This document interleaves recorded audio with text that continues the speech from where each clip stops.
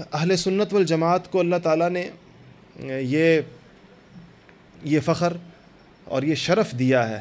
کہ ان کو حضور اکرم صلی اللہ علیہ وسلم کی ذات عالی سے منسوب تمام صحابہ کے ساتھ اسی ترتیب کے ساتھ تعلق ہے جو ترتیب حضور اکرم صلی اللہ علیہ وسلم قائم فرما کر گئے۔ جو 1.25 لاکھ صحابہ ہیں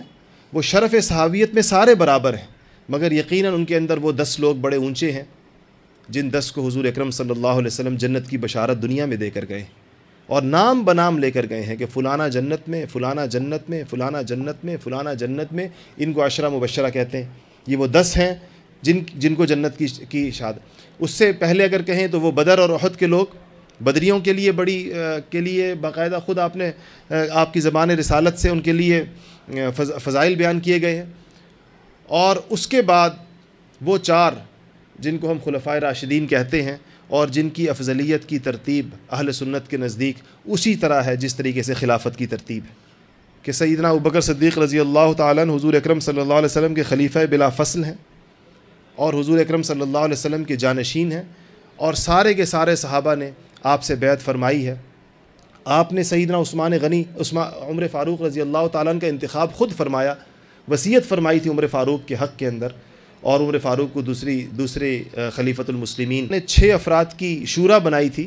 اور ان 6 میں سے کہا تھا کہ اپنے لیے خلیفہ کا انتخاب کرنا۔ اس کا میں تھوڑی دیر کے بعد آپ کو اس کا طریقہ کار بتاؤں گا کہ سیدنا عثمان غنی رضی اللہ تعالیٰ عنہ کا انتخاب کیسے ہوا، اور پھر اس کے بعد شیر خدا سیدنا علی کرم اللہ وجہ وہ 4تھے خلیفہ ہیں، حضور اکرم صلی اللہ علیہ وسلم کے داماد ہیں۔ تو اہل سنت یہی کہتے ہیں کہ آقا میرے صدیق بھی، آقا میرے فاروق بھی۔ ہمارے ہاں چونکہ میں نے عرض کیا کہ آقا و مولا سردار کے معنوں میں، جس کو عربی کے اندر ہم سردار کہتے ہیں، سید کہتے ہیں، اردو کے اندر اس کا معنی آقا بھی آتا ہے اور مولا بھی آتا ہے، تو ہم سیدنا کہتے ہیں تو آقا ہی کہ آقا میرے صدیق بھی، آقا میرے عثمان بھی، ایک طرف مولا علی ہیں، ایک طرف مولا عمر، رہبر عمر، مرشد عمر، آقا عمر، مولا عمر، برتر عمر، بالا عمر، اعلیٰ عمر، اولا عمر، ذات نبی پاک پہ 100 جان سے شیدا عمر، ایمان میں، ایقان میں، احسان میں یکتا عمر، ما بعد ختم المرسلین کوئی نبی اٹھنا نہیں۔ یہ ہمارا عقیدہ ہے اہل سنت کا اور سب لوگوں کا کہ ما بعد ختم المرسلین کوئی نبی اٹھنا نہیں، یہ سلسلہ چلتا اگر تو ایک نبی ہوتا عمر۔ یہ حضور کا خود ارشاد ہے۔ آپ نے فرمایا کہ لو کان بعدی نبی کان عمر، میرے بعد اگر نبی ہوتا تو عمر ہوتا۔ تو ما بعد ختم المرسلین کوئی نبی اٹھنا نہیں، یہ سلسلہ چلتا اگر تو ایک نبی ہوتا عمر۔ سیدنا عمر فاروق رضی اللہ تعالیٰ عنہ کے اسلام کو یہ خصوصیت حاصل ہے۔ ہم مزایا پر جب بات کریں گے تو ان ساری چیزوں کو جس میں صحابہ کے امتیازات ہیں، جس طرح عثمان غنی کے بعض امتیاز ہیں کہ آپ حضور کے دوہرے داماد ہیں، صلح حدیبیہ پر جو کچھ ہوا وہ آپ کا امتیاز ہے، بدر کے اندر شرکت نہیں فرمائی مگر غنیمت میں حصہ ملا، آپ کا امتیاز ہے۔ ایسے ہر صحابی کچھ امتیازات ہیں۔ سیدنا عمر فاروق رضی اللہ تعالیٰ عنہ کا پہلا امتیاز تو یہ ہے کہ حضور کی مراد ہے۔ حضور اکرم صلی اللہ علیہ وسلم نے خود مانگا ہے، اللہ سے مانگا تھا کہ یا اللہ میں اسلام کو اور دین کو اور مجھے تقویت دے عمر کے ذریعے سے۔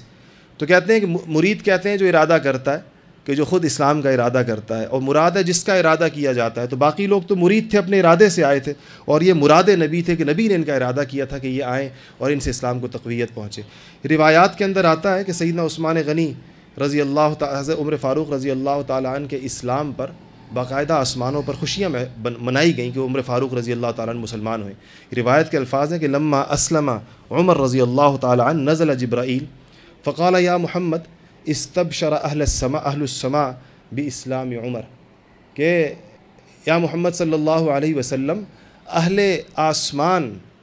آپ کو خوشخبری اور بشارت اور آپ کی اس خوشیوں کے اندر شریک ہوتے ہیں عمر فاروق رضی اللہ تعالیٰ عنہ کے اسلام لانے کے ذریعے۔ حسن بصری بھی ایک روایت کرتے ہیں کہ فرح اہل السماء باسلام عمر، کہ اہل آسمان نے خوشیاں منائیں عمر فاروق رضی اللہ تعالیٰ عنہ کے اسلام لانے کے اوپر کہ یہ اسلام لے کر آئیں۔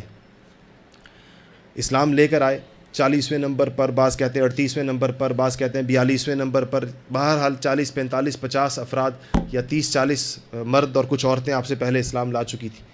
اسلام لے کر آئے، اور آنے کے بعد اللہ تعالیٰ نے ان کے اسلام میں داخلے کے ساتھ ہی جو حضور اکرم صلی اللہ علیہ وسلم کے دیکھیں